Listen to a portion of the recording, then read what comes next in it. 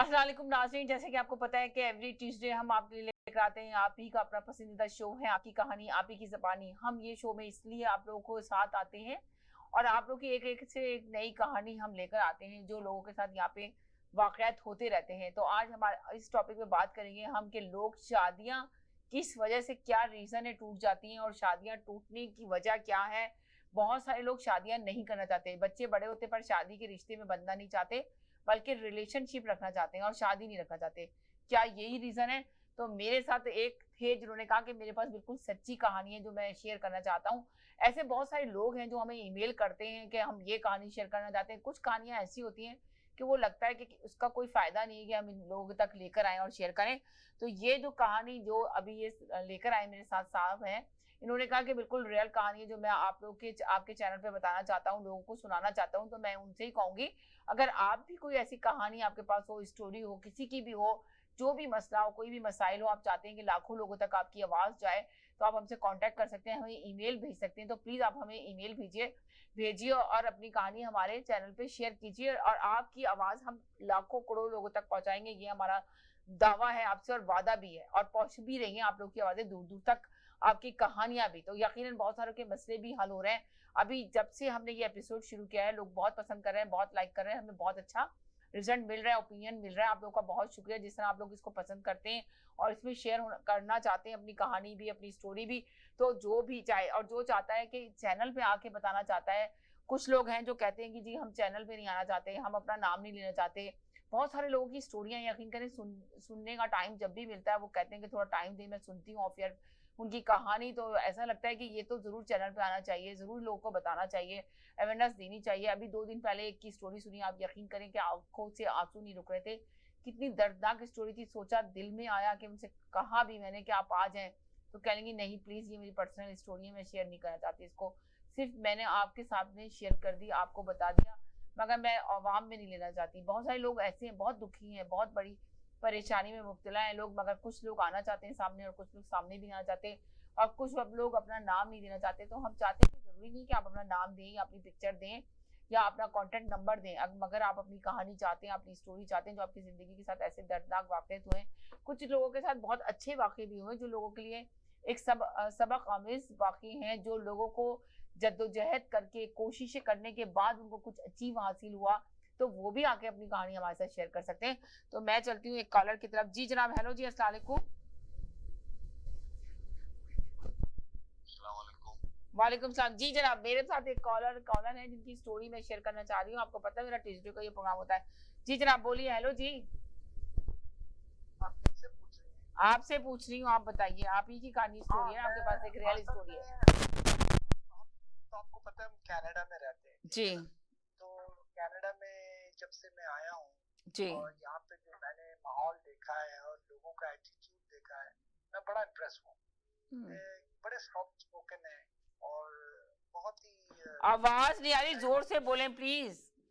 बहुत यहाँ पे सॉफ्ट सॉफ्ट स्पोकन लोग हैं, ठीक है।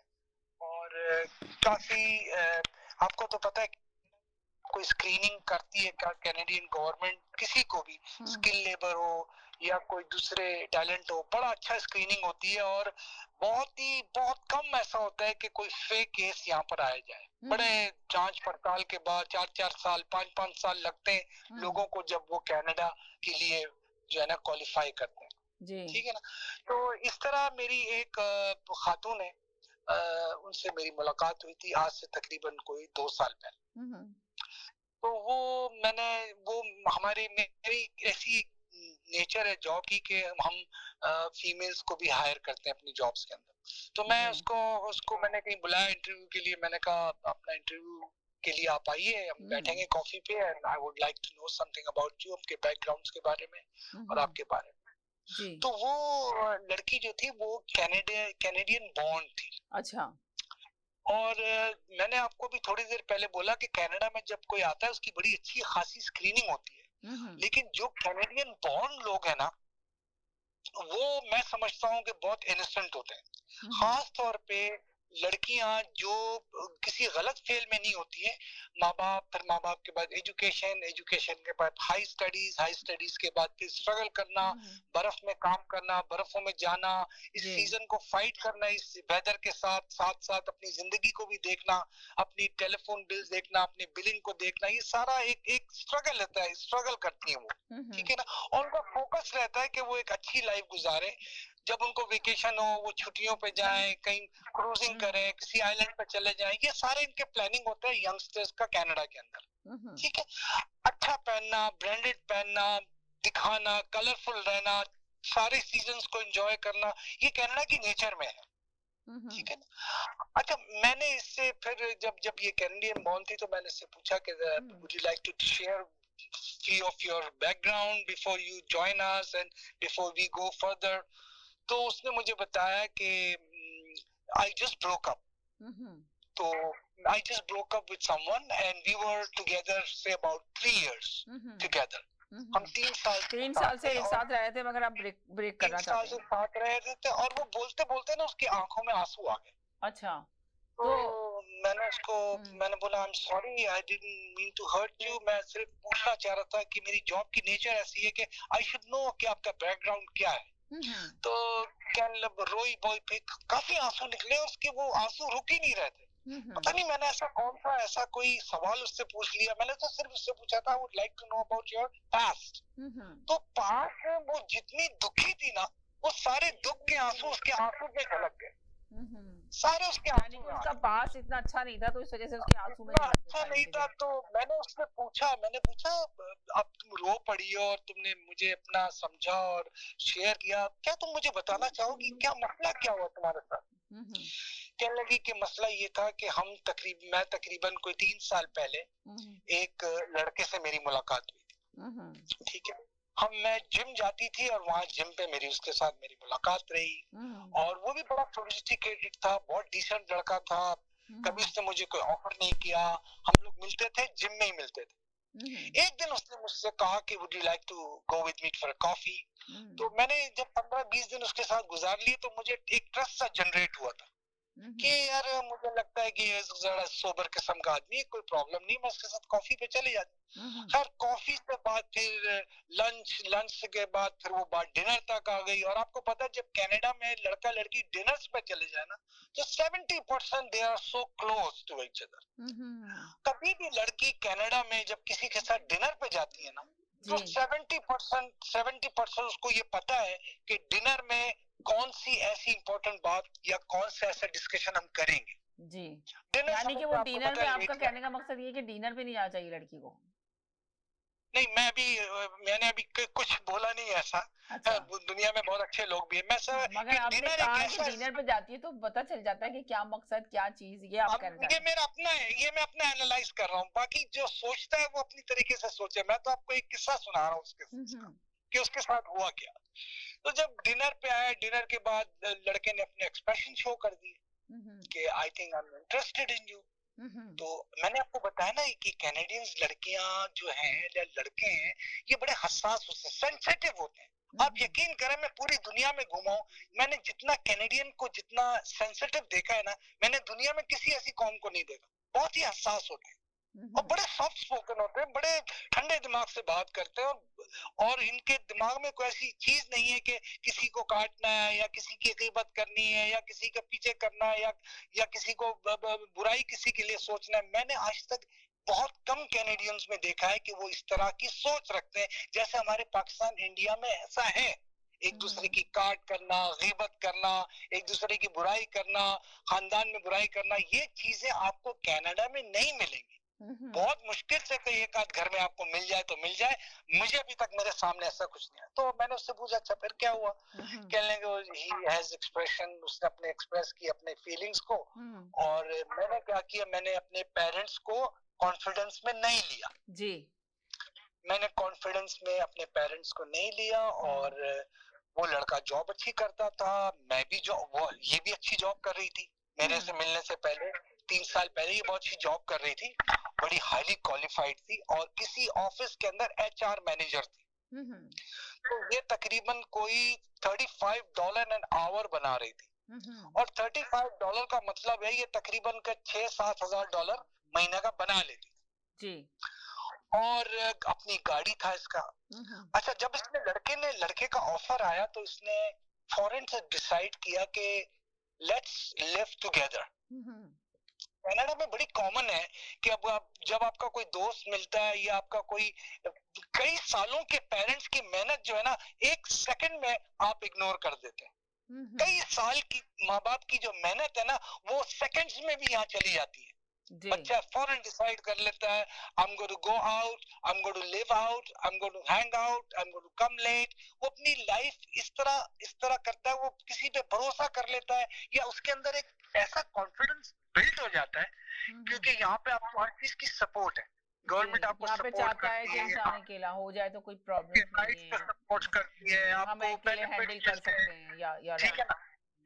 तो ये जनाब इसने अपने पेरेंट्स को बताया। इसके पेरेंट्स बड़े कल्चर वाले थे, यानी उनका एक कल्चर था। देखिए, अंग्रेजों का भी और कैनेडियंस का एक अपना कल्चर है जी। जैसे बहुत से ऐसे गोरे लोगों को मैं जानता हूँ जो अभी तक अपने माँ बाप के साथ रहते हैं और ग्रैंड पेरेंट्स के साथ रहते हैं और ग्रैंड पेरेंट्स जो अपने बच्चों के साथ रहते हैं। ऐसा कल्चर अभी तक मौजूद है, अभी पूरी बर्बादी नहीं हुई है बहुत सी जगहों पर।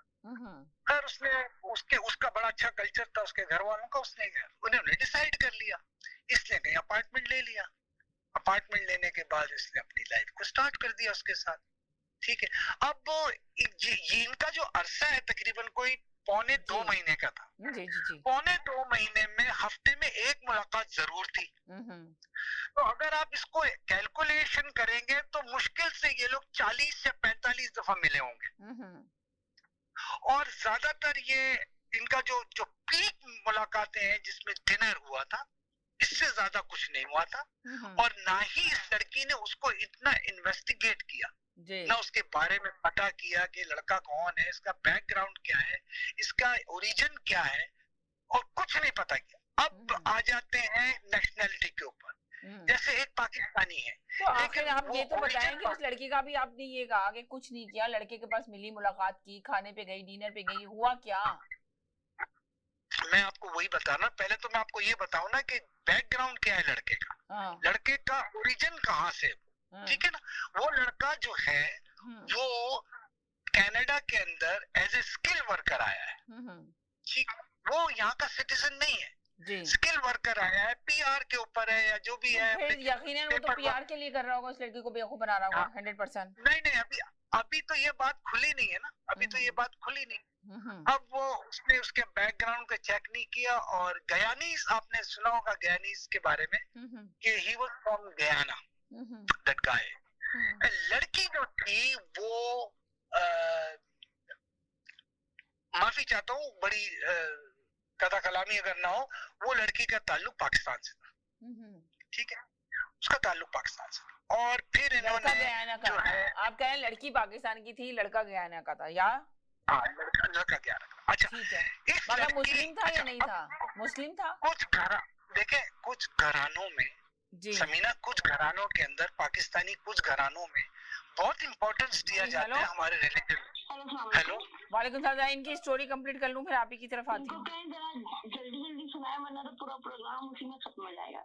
चलें, जल्दी सुना दें स्टोरी, आप साथ रहें। अच्छा जी, सुने। अच्छा जी, अब मसला ये है कि वो यास्मीन जी, जो भी आप बात करो ना, फैक्ट के साथ करो, उसमें रियलिटी बहुत जरूरी है। राइट, अगर आप हकीकत आनी चाहिए, इसके अंदर सच्चाई आनी चाहिए। जाओगे, सही बताएं ना, सच्चाई बताएं। आपने कहा पाकिस्तानी लड़की थी, गयाना का लड़का था। मैं आपको कुछ बताऊं, आप उससे कुछ ना सीखें और कुछ गेन ना करें तो मेरे बताने का मकसद खत्म हो जाता है, ठीक है ना। तो मसला ये है कि मैं आपको सिर्फ एक बात बताना चाहता हूँ, कुछ घराने ऐसे हैं पाकिस्तानियों के, मेजॉरिटी, जहाँ पे हमारे कल्चर को, हमारे दीन को बड़ी प्रायोरिटी दी जाती, इंपॉर्टेंस दी जाती, जी। उसके बाद हम दूसरे स्टेप्स लेते। लेकिन बहुत से ऐसे घराने भी हैं जहाँ रिलीजन को कोई मायने नहीं दिया जाता। तो गयाना के लोग बहुत सारे मुस्लिम भी होते हैं, आपको पता है? अच्छा, मैंने अभी तो मैं लड़की पे आपको डिस्क्राइब कर रहा हूं। अच्छा, एक सेकंड। हेलो जी, अस्सलाम वालेकुम। हेलो, अस्सलाम वालेकुम। वालेकुम सलाम। मेरा फोन डेड हो गया था, इस वजह से मैं आ नहीं सका। मैं इस नंबर से कॉल कर रहा हूँ। अच्छा ये अच्छा जो आप बात कर रहे हैं इनको कर लेने दें। अच्छा, फिर मैं आपकी स्टोरी सुनूंगी यकीनन 100%। बहुत शुक्रिया, थैंक यू। ओके। मेरे साथ रहें।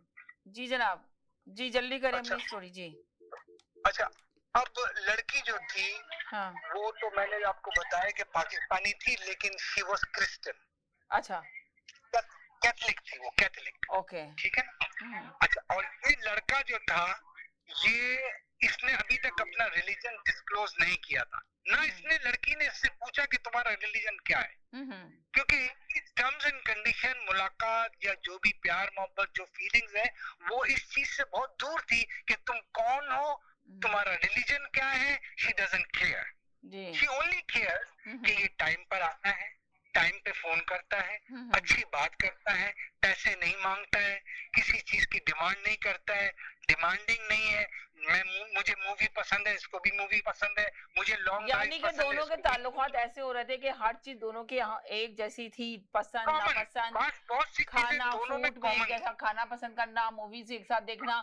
तो मुख्तसर ये कि वो एक दूसरे के साथ बहुत मैच कर रहे थे, उन्होंने ये सोचा था दोनों। मैं यही कह रहा ना, कॉमन जो मैंने कहा था जी ना कि कॉमन, आपस में एक दूसरे की एक हर चीज कॉमन थी, हर चीज। जी इसको कनाडा में बोलते हैं कॉमन रिलेशन, कॉमन रिलेशन बोलते हैं इसको। ठीक ठीक है ना?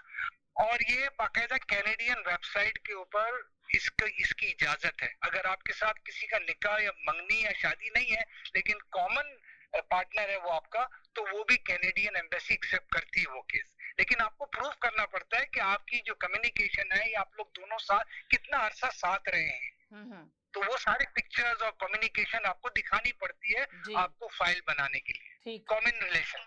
ठीक है ना?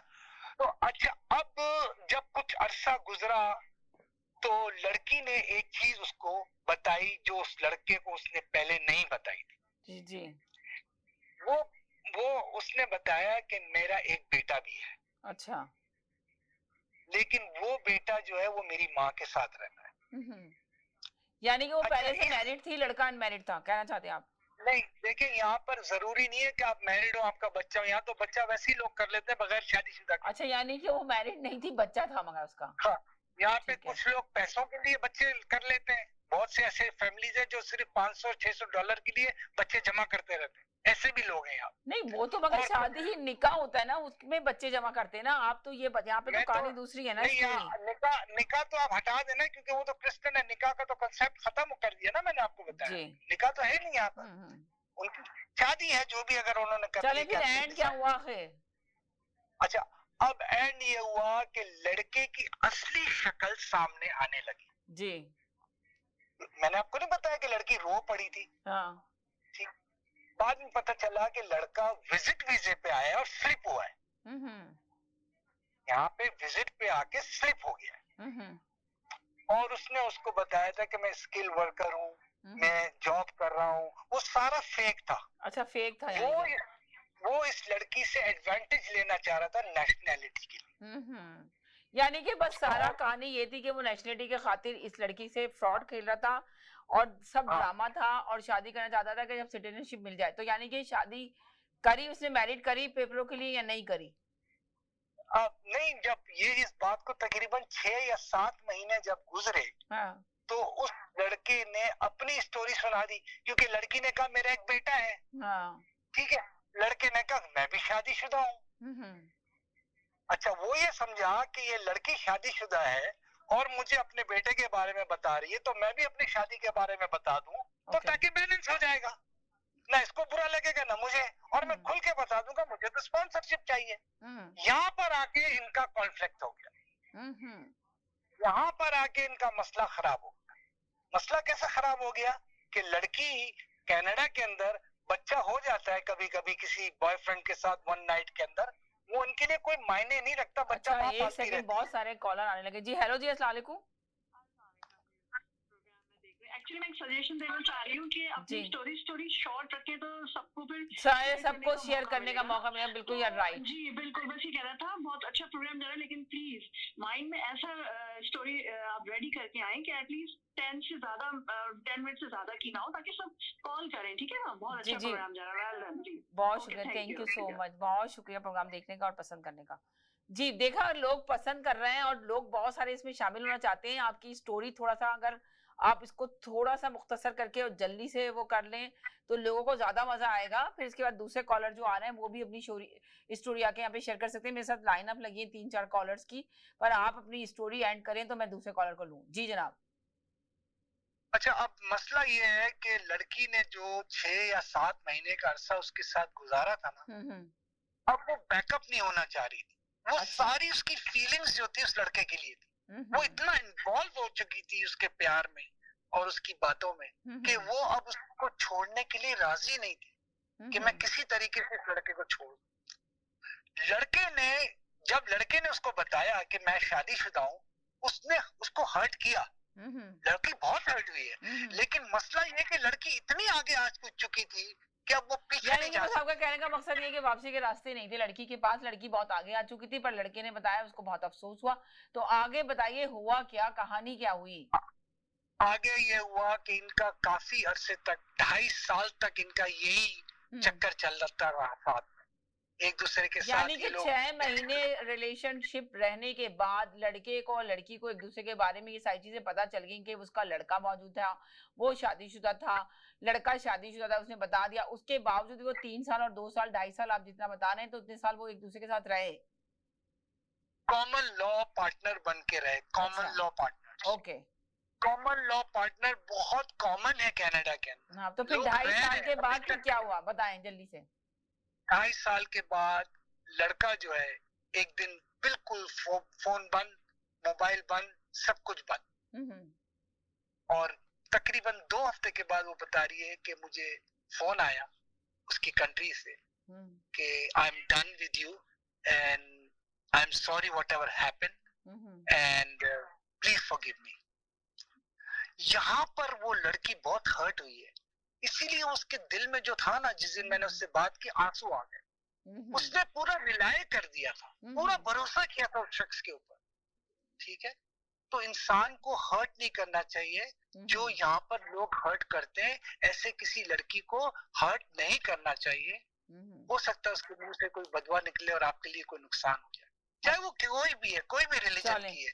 लेकिन मेरा कहने का मकसद है कि आपने किसी को दुख नहीं देना है। फिर वो पेपर, उस लड़की को पेपर मिल गए, लड़के को पेपर मिल गए, नहीं मिले, कुछ आपने ये स्टोरी में नहीं, लड़का निकल गया ना, भाग गया उसकी। अच्छा, भाग गया उसने पेपर, आप कहते हैं ना पेपरों के लिए उसने दोस्ती की थी या रिलेशन बढ़ाई थी, और जो पेपर नहीं थे उसके पास, मगर फिर उसके बाद यहाँ पे स्टोरी ये एंड हो रही है कि लड़की सीरियस हो गई थी पर लड़का सीरियस नहीं था और उसने पेपर नहीं लिए लड़की। अगर सोचें, फर्ज करें, यहाँ पे बहुत सारे लोग केसेस में ये भी होता है कि लड़के जो है ना अपने मतलब के लिए लड़की के साथ दोस्ती करते हैं और उनके पास पेपर नहीं होते, पेपर लेने के बाद जब उनको यहाँ पे लीगल हो जाते हैं तो उसके बाद वो छोड़ के चले जाते हैं, बाय बाय कह देते हैं कि जी वो फिर किसी और लड़की में इन्वॉल्व हो जाते हैं और उसको छोड़ देते हैं। तो शुक्र करेंगे उसने पेपर वेपर नहीं लिया, वो वैसे ही बैकअप कर गया, मगर वो लड़की हट हो गई, फिर हो गई। पेपर्स आप सही कह रही है, लेकिन मगर आपने कहा ना उसने रिलेशन जो बढ़ाई, उससे दोस्ती बढ़ाई, उससे ताल्लुकात रखे, 2-3 साल तक वो एक दूसरे के साथ रिश्ते में बंधे रहे, एक दूसरे के पास शेयर करते रहे, मगर ऐसा कोई जाती मुझे नहीं नजर आ रहा कि इसमें लड़की को सिर्फ ये हुआ कि वो लड़की बिल्कुल सीरियस थी और लड़का शायद सीरियस नहीं था। यहाँ स्टोरी में ये कहा, आप बात को समझी नहीं। मैं समझ गई ना, आपने कहा हर्ट नहीं करना चाहिए किसी को भी। मेरा कहने का सिर्फ ये मकसद है, 2 मकसद है। एक तो ये, पहले मैं एक कॉलर की तरफ जाती हूँ कि उनको देखती हूँ वो क्या कहेंगी इस सिलसिले में। जी जनाब, क्या कहेंगे आप? जी, मैं ये कहना चाहती हूँ कि आपका जो सवाल है कि लोग शादी नहीं करते, सिर्फ रिलेशनशिप में रहना चाहते हैं, ज्यादा से ज्यादा लोग ना, आपने देखा ना, शादी से भागते हैं। अगर आप मुझे एक छोटे से ब्रेक की तरफ जाने देंगे तो उसके बाद में आपका लेती हूँ ओपिनियन, कहीं नहीं जाएगा, मेरे साथ रहिएगा। एक छोटे से ब्रेक से बाद वापस आते हैं। हसीन लगना तो सभी चाहते हैं, मगर हुस्न का निखार तभी मुमकिन है जब आपका स्टाइलिस्ट हो expert and qualified. Beauty bar and bridal, all expertise in one point. हमारे यहाँ threading, latest facial treatment, best body waxing, makeover, जैसा आप चाहें जबरदस्त bridal package, manicure, pedicure, keratin treatment, cryo hair treatment और बहुत कुछ जो आपके हुस्न को 4 चांद लगा दे। तो देर किस बात की, अभी विजिट कीजिए beauty bar and bridal. We are located at 5150 Dixie road, unit 6, Mississauga. Award winning Indian beauty salon. For appointments, call now 437-324-2885. Beauty Bar and Bridal, one-stop beauty salon. Welcome to EB Electronics.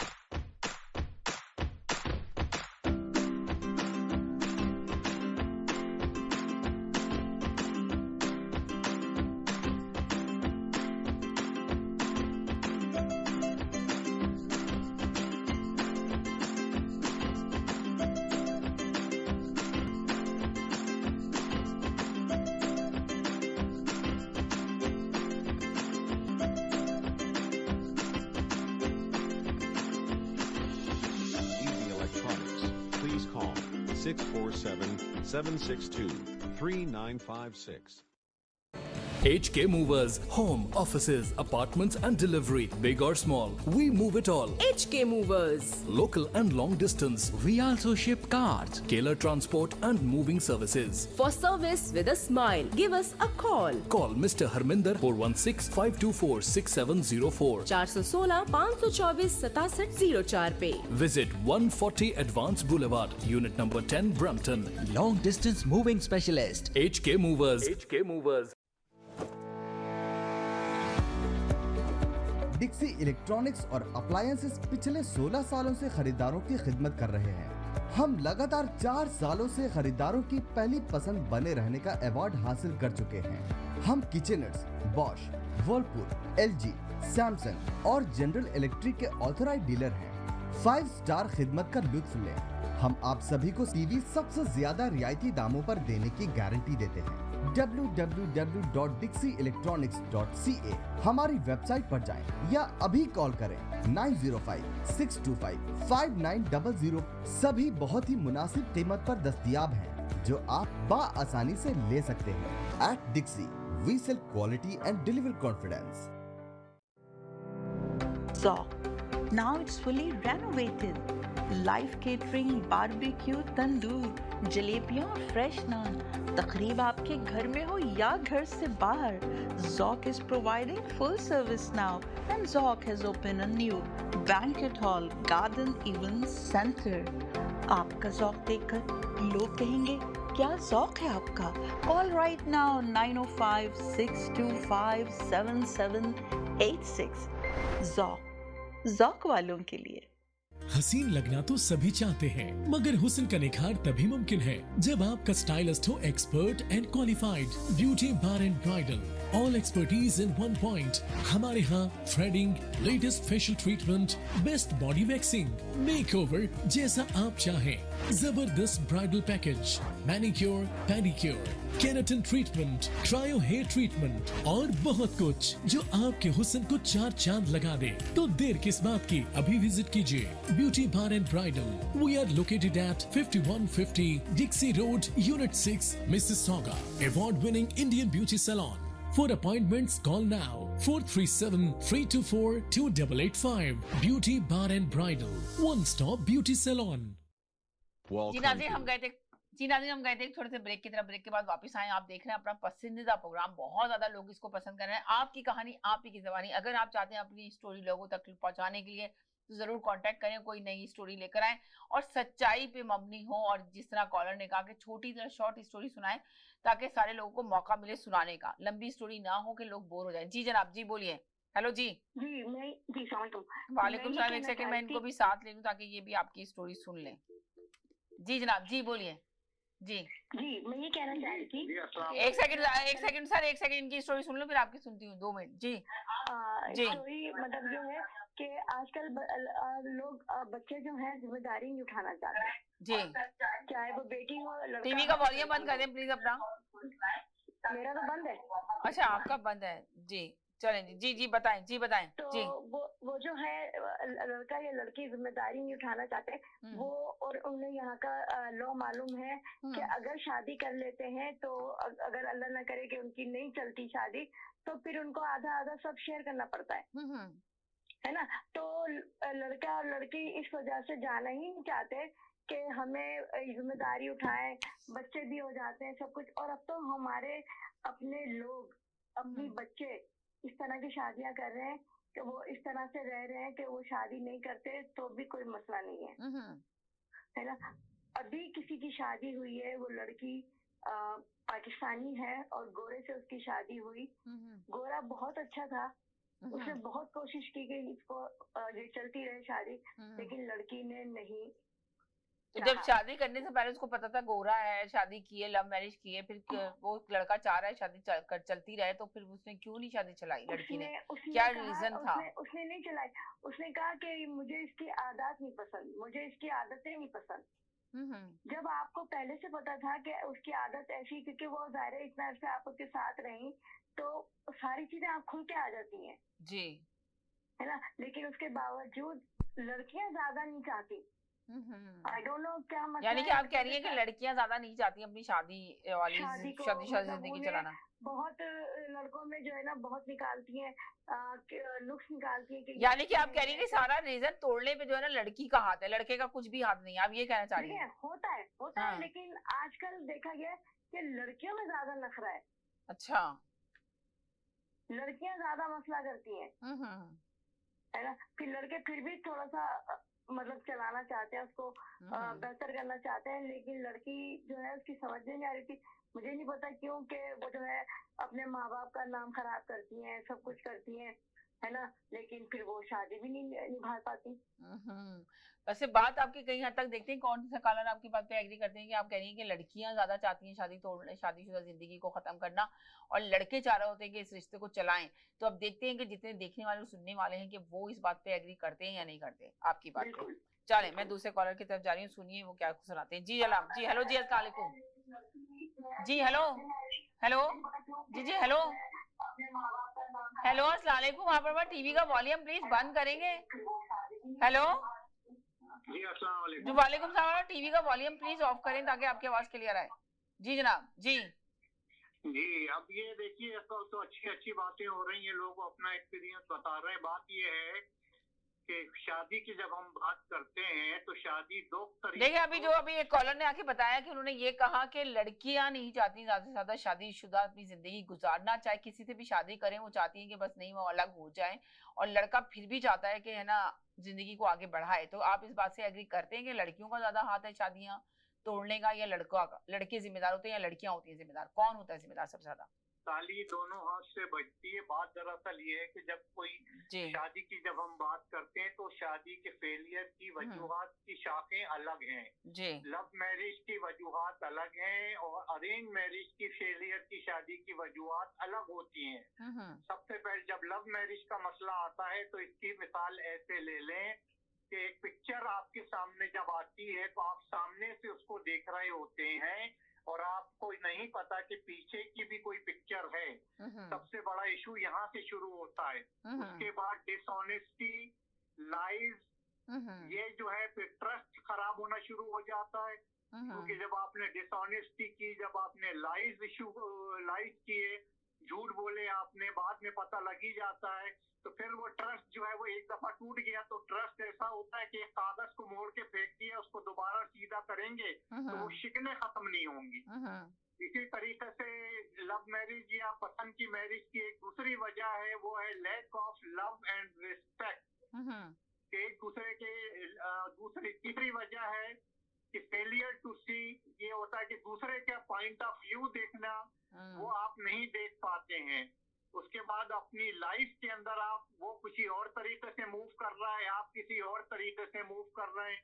फिर बीच में communication gap भी अगर आ गया तो communication gap एक बहुत बड़ा enemy होता है। उसके बाद लाइफ हैबिट्स होते हैं, आपने पहले से एक दूसरे को जाना नहीं कि उसकी क्या वजूहात है क्या नहीं है, उसकी हैबिट्स क्या है, मेरी हैबिट्स क्या है, और जब वो फैमिली में आएगा तो क्या वो मेरे फैमिली के साथ एडजस्ट हो सकेगा। उसके बाद आपका आ जाता है कि जहाँ भी रिलेशनशिप खराब होती है उसमें फाइनेंशियल इशू, ये मेरा तजर्बा है कि फाइनेंशियल इशू और थर्ड पार्टी इन्वॉल्वमेंट बेड़ा गर्क कर देती हैं। जहाँ भी फाइनेंशियल इश्यूज आते हैं या थर्ड पार्टी इन्वॉल्व हुई, 99% थर्ड पार्टी इन्वॉल्वमेंट की वजह से रिलेशनशिप या पसंद की शादियां खराब होती हैं। उसके बाद जब आप पसंद की शादी करते हैं या कॉमन लॉ में जाते हैं, आपको अगर आप शायद कोई स्टोरी बनाना चाहते हैं, आप ये एक्सप्लेन कर रहे हैं कि शादियां क्यों कैंसिल होती हैं, तो आपने कोई स्टोरी आपने बताया कि कोई स्टोरी सुनाना चाहते हैं, तो वो वाली स्टोरी आप कब सुनाएंगे? अब स्टोरी तो है मेरे पास, लेकिन और कॉलर भी है ना, वो तो पूरा टाइम ही खत्म हो जाएगा। नहीं, आप थोड़ी शॉर्ट करके स्टोरी सुनाए ना। स्टोरी आपके पास है, ये तो आप सोल्यूशन बता रहे हैं कि स्टोरी है, वो तो लोगों को पता ही है कि भाई क्यों इसलिए के रिलेशन में जाते हैं, फिर अंडरस्टैंडिंग नहीं होती है तो इस तरह रिश्ते नहीं चलते, टूट जाते हैं। ये तो काफी लोगों को इस बात की तो पता है कि दूसरे के एक लॉ पता है यहाँ का कि कितना लॉ, इसको यहाँ का कानून लोगों को कितनी सपोर्ट देता है, जिस वजह से वो एक दूसरे की बात नहीं सुनना चाहते, पसंद नहीं करते। ये जो हमने काफी दफा इस टॉपिक पे बात की, मगर आपके पास स्टोरी थी तो इस वजह से हम ये दोबारा से टॉपिक लेकर आए कि चलें आपकी स्टोरी सुनते हैं। रियल स्टोरी है, मुख्तसर स्टोरी सुना दें। मुख्तसर था क्योंकि टाइम कम है, दूसरे लोग कॉलर भी हैं। एक लड़का था, पाकिस्तानी लड़का था, ये लड़की थी हिंदू, और ये लड़का शादी करना चाहता था उस लड़की के साथ। सही। तो ये माँ बाप जो थे वो जाहिर खिलाफ थे उसके, बिल्कुल के नहीं, ये नहीं हो सकता। लड़का मुस्लिम था, लड़की हिंदू थी यार।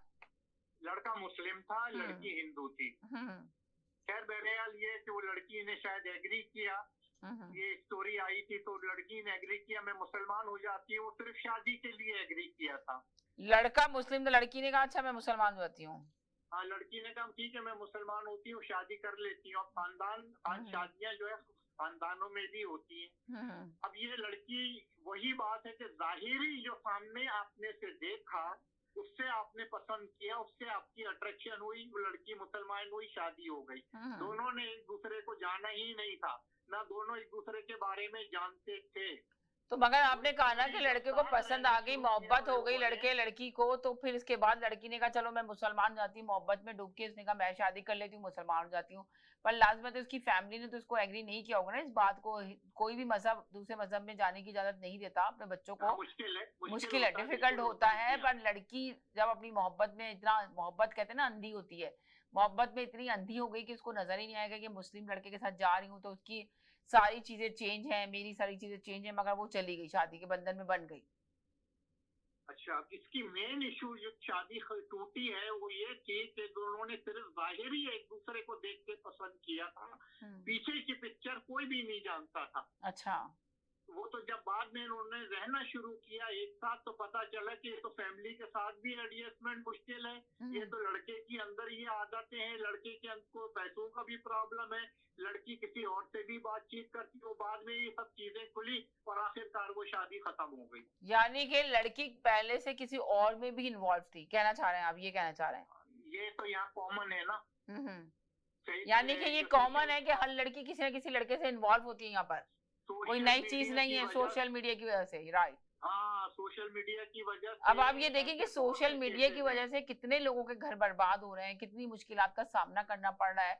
तो ये जो सोशल मीडिया हमारी जिंदगी में आया है, इसके क्या नतीजे हैं? नेक्स्ट ट्यूसडे को हम यही टॉपिक रखेंगे कि सोशल मीडिया के क्या नुकसान हैं।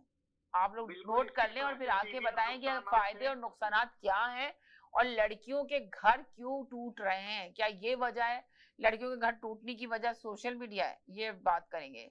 ये सोशल मीडिया, बिल्कुल सोशल मीडिया है। तो ये बेसिक स्टोरी का था, अगर कोई और शेयर करना चाहता है तो कर ले। लेकिन बेसिकली यही था कि वो लड़की सोशल मीडिया के ऊपर भी और कॉन्टेक्ट में थी लोगों के साथ, तो इस वजह से जो है वो ये फिर इख्तलाफात पैदा हुए, लड़ाई झगड़े खड़े हुए, रोका टोकी शुरू हुई, और आखिरकार वो लड़की दोबारा अपने मजहब में वापस चली गई और तलाक हो गई। तो ये इस तरीके से ये है। अब सोशल मीडिया जो है उसने बच्चों को बड़ा खराब किया हुआ है। नेक्स्ट टॉपिक पे हम बात करेंगे इस सिलसिले में कि ये सेल फोन की जो तबाहकारियां हैं ये क्या हो रही हैं। जी। तो कोई और कॉलर अगर आना है तो ठीक है, आ सकते हैं, नहीं तो वैसे मेरा तजर्बा ये है कि ज्यादातर लोग गलती खुद करते हैं। रिलेशनशिप की लोगों को नॉलेज होती नहीं है कि रिलेशनशिप किस सेंस में कहाँ किस तरह होनी चाहिए और किस वक्त किस तरह हैंडल करना चाहिए, कम्युनिकेशन कैसे करना चाहिए, बात कैसे करना चाहिए। और फेलियर और अरेंज मैरिजेस होती हैं, उनके फेलियर की वजह बिल्कुल डिफरेंट होती है, टोटली डिफरेंट है। क्योंकि वो अरेंज मैरिज में तो लड़के लड़की ने एक दूसरे को देखा ही नहीं है पहले से जी तो जी जी।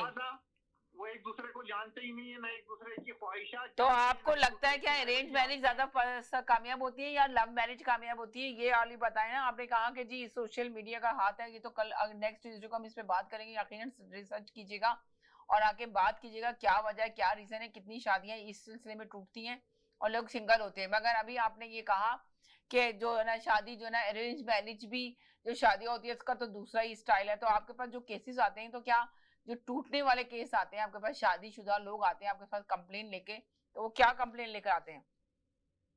उनकी कंप्लेन ज्यादातर ये होती है कि जो जी मेरे साथ एक कॉलर है, जरा मैं इनसे भी पूछ लूं। जी जनाब, जी हेलो जी, अस्सलाम वालेकुम जी। वसीम भाई, हेलो जी वसीम भाई, हेलो हेलो अस्सलाम वालेकुम, आवाज आ रही है आपको मेरी? वसीम भाई को मेरी आवाज नहीं आ रही। जी बोले आप। मैं आपसे सिर्फ ये कहना चाहता हूँ, एक सेकंड होल्ड कीजिएगा जी। आजकल के जो ड्रामे आ रहे हैं ना पीटीवी से या आपके जियो से या हम ड्रामे, इससे भी बहुत कुछ सीखा जा रहा है समीना जी। यानी कि ड्रामों, आप ये कहना चाहते हैं कि ड्रामे हैं सारी, अब ये जो अलग हो रही है लड़के लड़कियों की, इसका अमल दखल ड्रामों पे ज्यादातर, ये कहना चाहते हैं? ड्रामों के अंदर सिर्फ ये लड़कियां, घर की जो बहुएं हैं और जो सासें हैं, वो नई नई टेक्निक सीखती है, नई नई टेक्निक सीखती है कि किस तरह घर तोड़ा जाए, किस तरह मियाँ को काबू किया जाए, किस तरह देवरानी के साथ किया जाए। ये सारी चीजें आपका ड्रामा बता रहा है इनको कि कैसे करो, कैसे लाइफ गुजारो। अब एक ड्रामा आजकल चल रहा है बहरूप एक ड्रामा चल रहा है अपना टीवी के ऊपर, उसकी 91 एपिसोड हो चुकी है, 91 एपिसोड, और उसके अंदर सिर्फ भाभी को दिखाया कि कितनी बड़ी फ्रॉड है वो घर के अंदर, और लोग उसे इतना देखते हैं, इतनी डीपली देखते हैं, तो क्या नहीं सीखेंगे? बिल्कुल सीखेंगे। 4-5 लोग बैठे रहते हैं उस ड्रामे को इतनी कंसंट्रेशन के साथ देखते हैं, एक एक वर्ड, एक एक डायलॉग, कि किस तरह ये फ्रॉड कर रही है, किस तरह ये चापलूसियां कर रही है, वो सारी बातें। तो आप ये कह रहे हैं कि सारा रीजन, अभी इन्होंने बताया कि यहाँ पे सबसे बड़ा हाथ सोशल मीडिया का, अभी इन्होंने बताया कि अरेंज मैरिज। अच्छा बताएं कि अरेंज मैरिज जो करते हैं लोग, वो कामयाब होती है या नहीं होती है, लव मैरिज होती है? आप क्या कहेंगे सर, आप क्या बताएंगे? मैं इनसे पूछ रही हूँ। मैं आपको बताऊं कि इंडिया के अंदर कई ऐसी पिक्चरें बनने के बाद कई लोगों ने खुदकुशियां कर ली थी लव स्टोरी की मूवीज के ऊपर। लव स्टोरी के ऊपर कितने लोगों ने खुदकुशियां कर ली थी। और आजकल अगर पाकिस्तानियों के घर बर्बाद हो रहे हैं तो इन ड्रामों की वजह से हो रहे। हर चौथे दिन एक नया ड्रामा शुरू होता है और औरतें यकीन करो इतनी एडिक्टेड हो गई है, इतनी एडिक्टेड हो गई कि बगैर ड्रामे के रह नहीं सकती अब तो। सर आप क्या कह रहे हैं? ड्रामा भी तो सोशल मीडिया में ही आता है ना, मीडिया ही का चैनल है ना ड्रामे भी। मैं वही तो कह रहा हूँ, ड्रामों ने भाई लोगों का घर खराब किया हुआ है। कई ड्रामों ऐसे हैं जिनमें से काफी लोग बिल्कुल अपसेट हो चुकी हैं। कई फैमिलीज, मियाँ को कैसे कंट्रोल करना है, देवानी कैसे मूव करती है, सास को कैसे कंट्रोल करना है, सास सोचती है बहू को कैसे कंट्रोल, ये टेक्निक सिखा रहे हैं कि ऐसे करो। अपनी बेटियां, ये तो हम अपनी बेटियों को खुद भी बहुत कहते होते हैं कि आप इस तरह अपनी देवरानी के साथ कह रहे हैं, आप इस तरह अपनी सास के साथ कह रहे हैं। सारा मीडिया, ये तो घर में भी बच्चियां सीख रही हैं। जी में देखिए बात ये होती है, अगर आप मेरी बात सुने मैं आपको बताऊं, देखिए लड़का जब लड़की शादी होकर जिस घर में आती है वहाँ लड़का ऑलरेडी अपने घर में, अपने माहौल में, अपने माँ बाप बहन भाइयों के साथ सेट होता है। तो लड़के को अपने आप को चेंज नहीं, लड़की को चेंज करना चाहिए अपने आप को उस घर के हिसाब से। ये मेरे पास तजर्बा है। 99% लड़कियों की शादियां इस वजह से फेल हो रही हैं कि लड़कियां अपने आप को चेंज करने में नाकाम हुई हैं, वहाँ एडजस्ट होने में नाकाम हुई हैं। आपने बात बहुत 100% सही की। इसलिए कि लड़की को चेंज करने की जरूरत होती है, लड़के को नहीं होती। लड़का तो वहां रह रहा है, पर लड़की को अपने स्टाइल चेंज करना होगा। जब लड़की चेंज नहीं करती अपने स्टाइल, उसमें ढलती नहीं है, तो वो रिश्ता टूट ही जाता है। इसलिए कि लड़का तो वहाँ पे रह रहा होता है। आप पूरी फैमिली को तो नहीं चेंज कर सकते ना, तो आपको अपने आप को चेंज करना पड़ेगा। आपको अपने तो वो यही तो बता रहे हैं कि मैंने जो इतने केसेस देखे, जो उनके पास केसेस आए वो यही आए हैं कि लड़कियां अपने आप को चेंज नहीं करना चाहती, वो अपने वो जो रूटीन में रहती हैं, अपने सोशल मीडिया, अपना मोबाइल, अपना ये उसी में जीना चाहती हैं, वही उनकी जिंदगी हो जाती है। सिर्फ एक मोबाइल जो है वो सारे लोगों की अपनी लाइफ है, उसमें सब बंद है, वो लाइफ उसमें वो जीती हैं और उसी में वो खुश रहती हैं। वो आगे की जिंदगी को देखना ही नहीं चाहती, आगे की जिंदगी को समझना ही नहीं चाहती। क्या कहेंगे आप? ये मैं आपको बताऊं कि ये मोबाइल इस हद तक खतरनाक है कि बच्चों के साथ सेट हो जाती हैं, घर छोड़ देती हैं अपना, और घर वालों को पता नहीं होता कि हमारी बच्चियां कहाँ। तो बहुत अपने बच्चों को देखने की कि हमारे बच्चे कर क्या रहे हैं, है ना? क्योंकि लड़कियां जो है जल्दी से वो हो जाती हैं। लड़कों ने एक दफा फोन किया, 2 दफा फोन किया, लड़कियां 10 दफा करेंगी। लड़कियां तैयार हो जाती हैं उनके साथ जाने में। जी, आप क्या कहेंगे सर? आप बोलें। जब चली जाती है तो वही ससुराल, वही लड़के उनको ताना दे दे के मार देते हैं। भाई बात दरअसल ये है कि लड़कियां जो है ना फितरी तौर के ऊपर साइकोलॉजिकली अगर कोई तारीफ कर दे लड़कियां पागल हो जाती हैं। प्रॉब्लम ये है, और फिर उस तरफ फिर वो रागिब हो जाती हैं और फिर मसले खड़े होते हैं। अभी जो सोशल मीडिया और बच्चों की बात हो रही थी, अगर टाइम है तो एक छोटी सी स्टोरी शेयर करता हूँ। जी जी बोलिए। सोशल मीडिया और बच्चों के ऊपर जी। एक स्कूल के अंदर एक प्रिंसिपल ने 25 बच्चे थे, उनको एक पेपर दिया कि अपने बारे में कुछ लिखो। सब बच्चों ने लिखा और उसके बाद वो टीचर अपने घर ले आई और घर ला के उन्होंने पढ़ना शुरू किए। चाय पी रही थी अपने हस्बैंड बच्चों के साथ, बच्चा हस्बैंड के साथ बैठे हुए। तो एक आखिरी में जो लेटर बच्चे ने लिखा था उसके ऊपर उनके आंसू टपकने लगे, बहुत बुरी तरह वो रोने लगी। तो उनके हस्बैंड ने उनसे पूछा कि भाई आप क्यों रो रही हैं बुरी तरह? तो उन्होंने कहा मैं इसलिए रो रही हूँ कि इस बच्चे ने ये लिखा है कि काश मैं एक मोबाइल होता, काश मैं एक मोबाइल होता तो मुझे भी प्यार किया जाता, मुझे भी साफ सुथरा किया जाता, मुझे भी ख्याल रखा जाता, मुझे भी चार्ज किया जाता, मुझे भी मोटिवेट किया जाता, मेरे जान से बढ़ के कोशिश की जाती। तो ये यहाँ पर उसने कहा तो इसमें रोने की क्या बात है? हस्बैंड ने अपनी वाइफ से पूछा, उन्होंने कहा इसलिए कि ये बच्चा जो है हमारा बच्चा है, जिसने ये लिखा है, इसलिए मैं रो रही हूँ।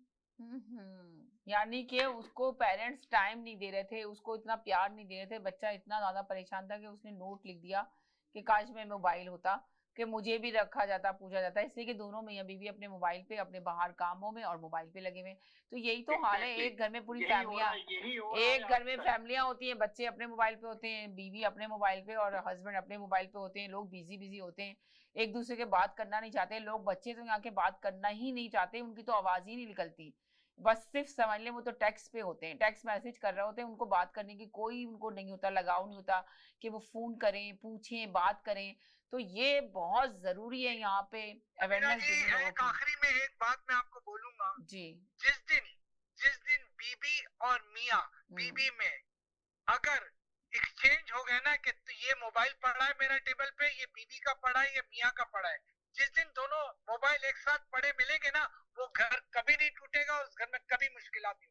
लेकिन मियाँ भी अपना मोबाइल छुपाता है, बीबी भी छुपाती है और लॉक लगा के रखते हैं। पहले शादियां होती थी तो माँ बाप तय करते थे, लड़के लड़कियों में जवाब दें, ये बात सही है कि गलत? आपस में कोई रास्ता नहीं होता था और वो शादियां होती थी और कामयाब भी होती थी। अब मसला ये कि जो मोबाइल, मगर अभी जो मेरा टॉपिक था उस पे आप लोगों ने किसी ने ये बात नहीं किया कि मैंने बताया कि रिलेशन पे लोग ज्यादा जाना चाहते हैं, शादी करना नहीं चाहते। आपने ये कहानी आके रेस नहीं की कि हाँ जी लोग जो है ना शादी नहीं करना चाहते, शादी के बंधन में नहीं बनना चाहते, कोई जिम्मेदारी उठाने के लिए तैयार नहीं होते, मगर रिलेशन में जरूर रहना चाहते हैं। और रिलेशन में रह के तो सारी चीजें वो कर रहे होते हैं जो इसकी इजाजत नहीं देता कोई भी मजहब, मुझे लगता है। हर मजहब में ये कि आप लीगल तरीके से लॉ के मुताबिक आप जो है ना शादी करें। तो ज्यादातर हर मजहब में ये चीजें होती हैं। जिस तरह हमारे मुसलमानों में निकाह होता है, हिंदुओं में मंदिर में जाके होती है, क्रिश्चियन में चर्च में जाके शादियां होती हैं। तो वो रूल नहीं फॉलो करना चाहते। लड़के और लड़कियां, आज की लड़का या लड़की इस चीज में नहीं पढ़ना चाहते, पर रिलेशन बना लेते हैं जी, बहुत प्यार और मोहब्बत हो गई है, सब कुछ हो गया और सब कुछ कर लेते हैं, उसके बाद नहीं चाहते। क्या कहेंगे आप इस सिलसिले में? रिलेशन तो कभी भी खत्म कर सकते हैं ना, शादी खत्म करने में तो मसले होते हैं। रिलेशन तो आप कभी भी खत्म कर सकते हैं, बच्चे भी हो गए तब भी खत्म कर देते हैं, किसी को कोई फर्क नहीं पड़ता। जी, ये क्या कहेंगे सर, आप क्या कहेंगे इस सिलसिले में? बड़े खामोशी से सुन रहे हैं आप जी। जो मेरे पास केसेस आए उसके अंदर यही हुआ है प्रॉब्लम के लोग आगे के जो लॉज हैं कनाडा के, उसके हिसाब से डर के शादियां करते ही नहीं है। लोग रिलेशनशिप में ज्यादा रहना चाहते हैं, यही केसेस ये बात मैंने पहले ही कही थी, ये बात मैंने पहले ही और आपके पास तो बहुत सारे केसेस ऐसे ही होंगे, तो आपने इनका हल निकाला कुछ या नहीं निकाला, या अभी तक आपके केस यूं चल रहे हैं कि कुछ हल हुआ नहीं हुआ, सब इसी तरह टूट गए? बिल्कुल बताया है, लोगों को हल बताया, उसका ट्रेनिंग के लिए मैं रिलेशनशिप काउंसलिंग करता रहा हूँ और अभी भी कर रहा हूँ। रिलेशनशिप काउंसलिंग एक फील्ड है बाकायदा, उसमें समझाना पड़ता है कि अगर कोई लड़की मेरे पास आती है तो उसको क्या देखना है लड़के में, पहले उसको किस तरह जज करना है, या अगर एक लड़का लड़की की तरफ राग़िब हो रहा है तो उसको कितना टाइम चाहिए, कितना चाहिए, बीच बीच में प्रॉब्लम्स आती हैं, उनको किस तरह हैंडल करना चाहिए। चलें, इंशाल्लाह। बहुत शुक्रिया आप तमाम लोगों का, बहुत शुक्रिया, thank you so much. Time खत्म हो गया प्रोग्राम का। इंशाल्लाह नेक्स्ट ट्यूसडे फिर नए टॉपिक के साथ आएंगे। जिस तरह मैंने आपको बताया कि घर तोड़ने में क्या सोशल मीडिया का बहुत बड़ा हाथ है, इस पे हम बात करेंगे। आप लोग टॉपिक लिख लें और जरूर रिसर्च करके आइएगा और जरूर अपने वाकये आके शेयर कीजिएगा, क्या हकीकत में ये सच्चाई, कहाँ तक सच्चाई है इन सब चीजों के अंदर। अपना ख्याल रखिएगा, दुआ में याद रखिएगा। इंशाल्लाह नेक्स्ट ट्यूसडे फिर मुलाकात होगी। जब तक के लिए जाते हैं, अल्लाह हाफिज।